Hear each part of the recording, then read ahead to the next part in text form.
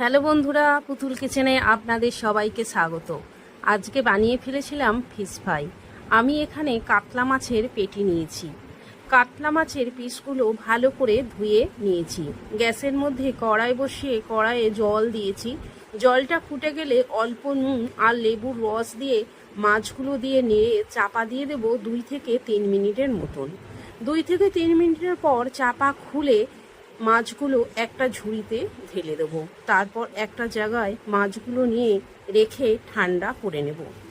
এবার মাছটা ঠান্ডা হয়ে গেলে মাছের কাঁটাগুলো বেছে নেব। মাছের মধ্যে লেবুর রস, গোলমরিচ গুঁড়ো, অল্প নুন দিয়ে মেখে 5 মিনিটের মতন রেখে দেব।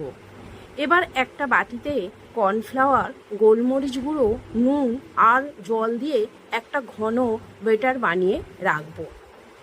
এবার একটা করে মাছ নিয়ে বেটারে ডুবিয়ে বেটকামে কোট করে নেব। এভাবে সব মাছগুলো বানিয়ে নেব। আমি এখানে একবার করেই কোট করেছি, আপনারা দুবার করে কোট করলেও করতে পারেন। গ্যাসের মধ্যে কড়াই বসিয়ে সাদা তেল দিয়ে দেব। তেলটা হালকা গরম হলে একটা করে ফিশ ফ্রাই দিয়ে উল্টে পাল্টে লাল করে ভেজে তুলে নেব। যদি আমার এই রেসিপিটা আপনাদের ভালো লাগে তাহলে লাইক, কমেন্ট ও শেয়ার করে দেবেন। সাবস্ক্রাইব করতে ভুলবেন না। ধন্যবাদ বন্ধুরা।